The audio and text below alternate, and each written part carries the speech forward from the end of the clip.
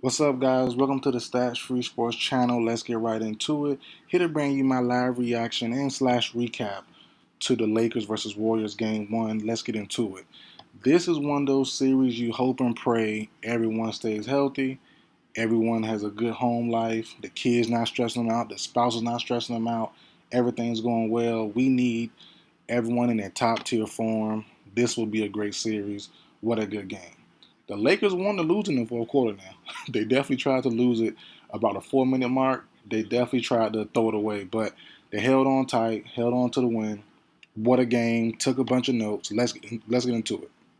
So first and foremost, what stood out to me at first was also what I thought about in my prediction video, which I did a couple days ago, of how would the Lakers guard Curry? How would they guard these guys? Was it one-on-one? Is it a little zone? Is it what? And basically, the Lakers only cared about Curry and Thompson from the three-point line. Nobody else. Not Wiggins, not Poole, no one else, which was kind of surprising, but heck of a move by Darvin Ham. I didn't expect it. I didn't see it coming. I do expect the Warriors to adjust and do little things, and they did that as the game went on. But that was kind of shocking to me, but it was a good move, But you did give up some free 3 pointers to guys like JaMychal Green, who had two in the first quarter. Poole was high. I'm getting to Poole a little later, but Poole was pretty good during this game here. But yeah, the Lakers. I'll start with them first. Their attention to detail, to want to rebound. Everyone, as I said, they only guarded Curry and Klay Thompson from the 3 point line. They want to rebound, make sure they rebound the ball. They were not going to get beat the way the Kings got beat during that game there. So that was one thing. Also, the free throw difference. The Lakers had so many more free throws than the Warriors, and it made sense honestly. It wasn't bad calls. It wasn't nothing crazy and nothing flagrant. The Lakers are well coached, good defensive squad. The Warriors are not, plain and simple. Poole, Curry, Looney is hard, and we already knew prior to this matchup here. We already knew what the game plan was for the Lakers. Attack inside, drive the ball. You got big dominant guys. You got AD, Bron, Schroeder drives, D'Angelo Russell drives. You know what I'm saying? So it just makes sense. It definitely made sense there. So that free throw difference was a big deal, but it's also glaring because the game was so close, and the Lakers had so many free throws. And the Lakers half court offense is definitely not the best. So it kind of scares you if you're a Lakers fan, that the game was so tight, especially in the very end where, they had so many free throw opportunities, so many more than the Warriors did. So that's one thing there.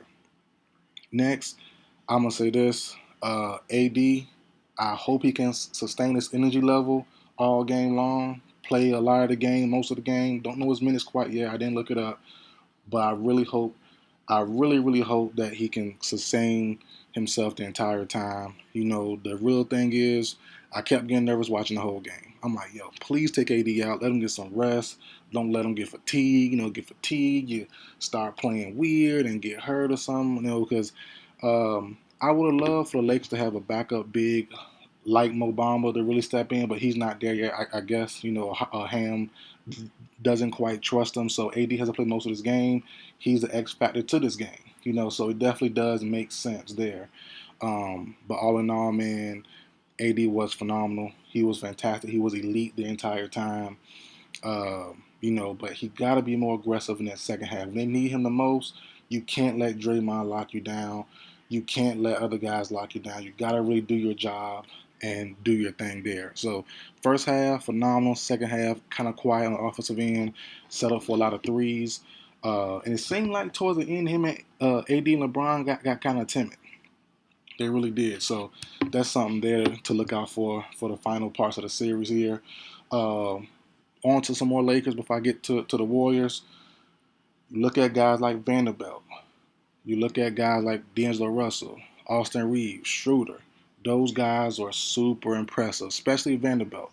Some one of my prediction videos, I kind of just threw away. I was like, man, he wanted Ja. He didn't really play Ja that well. But, Ja's shifty Curry is shifting in a different way, but he played Curry pretty well for most of this game until the fourth quarter, really. But Vanderbilt played Curry pretty well. I was surprised. I was a little shocked, but it's a 7-game series. Can he do this the full tie series? Probably not. Even like I said, even in this game here, the fourth quarter, Curry came alive. But for a lot of this game, Vanderbilt did his thing. He did well. Also hit a 3 or 2, got a couple block shots. So that was important there. There was massive plays by Vanderbilt. D'Angelo Russell, Austin Reeves really came alive during the third quarter. The third quarter is where they really shined at. It felt like for most of that third quarter, you saw Reeves and Russell scoring with AD and Bron on the court. I saw a couple times when Russell looked Bron away, Russ took it over, shot threes, went inside, layups, midi shots, good moves there. You saw Reeves, same thing. I think like 2 threes in the third quarter, some good assists, alley-oop to Bron. So, those guys, the other guys did their part. And as I said prior in my prediction video, you really can't expect Bron to keep doing this at a high level at his old age. He's 38 years old. You can't expect him to be aggressive, super consistent and efficient like he used to be. So that's the thing there. But that's really it for the Lakers, honestly. Even though they won game 1, I wouldn't be complacent if I'm a Lakers fan. I wouldn't be too happy. This is going to be a long series. Now, on to the Warriors. Things I didn't like, first and foremost, Warriors fans should be fine. They shouldn't be nervous at all. Curry wasn't too aggressive the first half, honestly, surprisingly. But once he turns it on, it's going to be a problem. So that's the thing there. Poole played very well. Poole was phenomenal. Klay Thompson was pretty good. He played well in certain spurts. He wasn't too great all the time, but when Klay wanted to score, Klay scored for the most part, and he wasn't aggressive the full game like I thought he should be. But he played pretty well. Kevon Looney, phenomenal. A super quiet 20+ rebound game. I think he had like 22 rebounds. Super quiet. Didn't see it coming. Because the way the game was feeling, it looked like, man, AD, Bron getting all the rebounds. But you look up, Kevon Looney got 20+ rebounds. So that's definitely wild there. But outside that, man, Jordan Poole played great. Like I said, he kept him in the game during that third quarter. 5 or 6 made threes, some circus shots. And he filled himself a lot. I'm not a fan of Poole personality, but Poole definitely played well. Shout out to JaMychal Green, hit 2 threes in that first quarter, played pretty well. Let me look through my notes real quick. That's about it, though.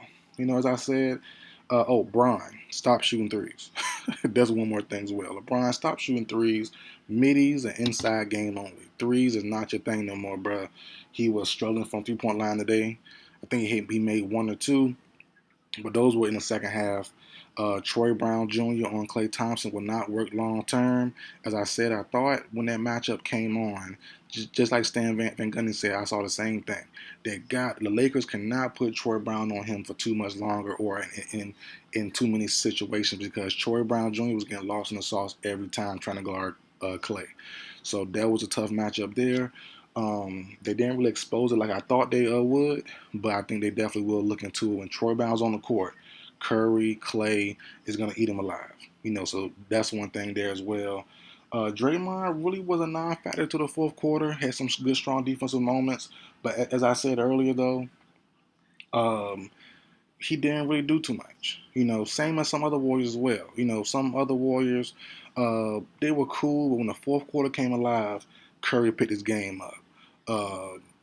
Looney was on the bench, but it felt like the Warriors' overall team defense came alive in that fourth quarter, especially the last 5 minutes. So I expect if I'm a Warriors fan, if I'm a Warriors player, you should still win this series. Now I'm already wrong in my prediction. I had Warriors in 6, and it's still possible, but I had Warriors winning the first 2 in Golden State. Most likely that's not going to happen. Well, it's not most likely. It's guaranteed not to happen now. Lakers win game 1. So that definitely means they're going to have to go on a run to make my game 6 win prediction come on. So that's it, though, for the video, guys. Like, share, comment, subscribe. I'll see you guys next time.